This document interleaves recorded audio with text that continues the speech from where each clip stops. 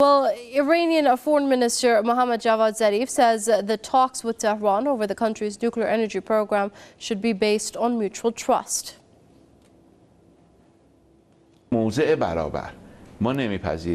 believe talks should be based on the principle of mutual trust and conducted on an equal footing. We cannot accept any party dictating or imposing a proposition on Iran. Zarif also said the angry remarks by Israel and its supporters in the United States show that they are not happy about the considerable progress that was achieved during the latest round of talks in Geneva. He added that the West should regain the trust of the Iranian nation by accepting the realities on the ground.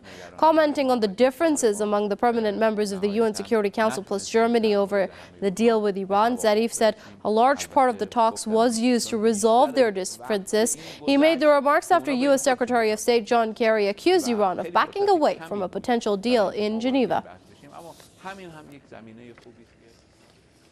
Now, joining us from San Juan is a political commentator, Layosh Sasti, to discuss this further. Many thanks for joining us here on Press TV, Mr. Sasti. Now, I want to pick up on the comments of U.S. Secretary of State John Kerry, where he said the 5 permanent members of the UN Security Council plus Germany were united in their stance with regards to a deal with Iran, and that was Iran which backed out of agreeing to a deal. However, we have the comments of the Iranian Foreign Minister Mohammad Javad Zarif stating the contrary, and there are Western media reports that say it wasn't actually Iran. What do you make of that?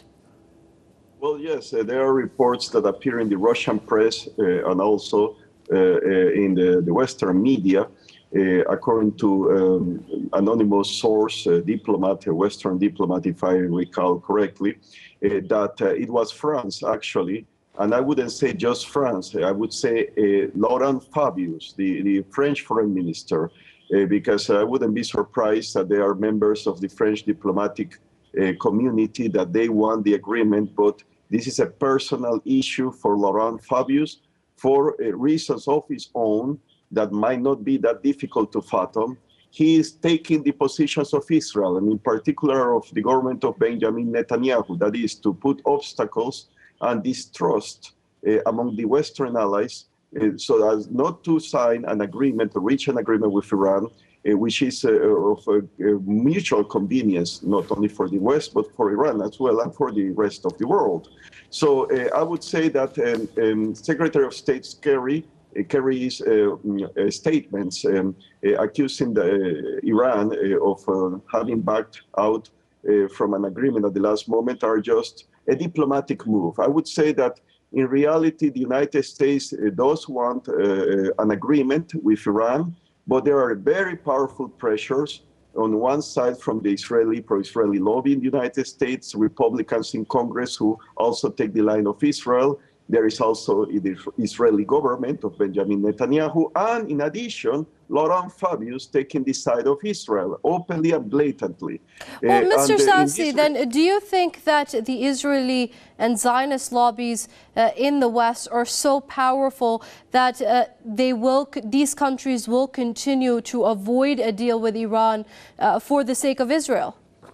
No, I think that there is a strong willingness on the part of at least the United States, the Great Britain, the United Kingdom, the European Union in general, and I would say of French commercial interest, to say the least, that they very much want to reach an agreement with Iran, at least to benefit from an Iran that it would be open without sanctions, open its market, energy market in particular, to Western companies. So there is an interest in this regard, but I don't think that this is a major defeat, the attitudes of the French foreign minister, or that it's going to continue to pose an obstacle. I believe that this is just a diplomatic excuse on the part of Kerry to try to justify the position of the French government, but I don't think that it's a major obstacle to reach an agreement in the end,